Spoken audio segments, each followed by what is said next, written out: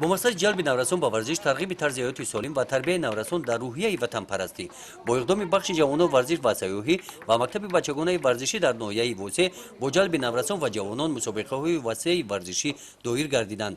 اشتراکچیان این مسابقه‌ها از همه جماعت‌های دهات ناحیه دعوت شدند. نزد مکتب ورزشی در بازی تنیس روی میزی و بازی شاهمات در این نمود بازی‌ها داوطلبان از جماعت شهرک مهارت بلند نشان داده غالبیت به دست آوردند. دیروز در شهر کلوب مسابقه جمهوریوی شده گذشت که در از نمود شاهمات شده گذشت که در آنجا ای مکتب ورزشی ناحیه وسه 6 تا مدال به دست آوردن که 3 تای مدال طلا، 2 تا نقره، 1 تا برنجی. یک تا همین راحت گیری به مسابقه آسیا در شهر تاشکند شده میگذرد در ماه مارس و آنجا راحت گرفت.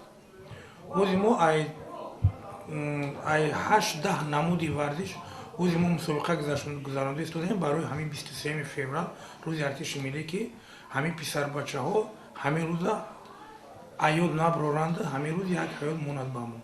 با مقصد تشکیل طرز حیات سالم رشد ورزش در ناحیه وسه بخش جوانان ورزش و سیاحی ناحیه وسه طبق نقشه چهاربینی ها در همه جماعت های شهرک دهات ناحیه چنین چهاربینی های ورزشی را دایر کرده ایستاده است. من با تصمیم گرفتیم که جوانان و نورسان را به ورزش بیشتر فرا گیریم. در این روز در طلوع ورزشی مؤسسه تسلیحات میانه عمومی رقم 10 در مسابقه برای اشغال جام رئیس ناحیه 6 دسته بهترین والیبال بازان و 4 دسته بسکتبال بازان از جماعت دهات به نام عبدی اوازف و جماعت دهات توگرک بین هم بازی کرده والیبال با تحفه‌های خاطره‌ای قدر کرده شدند.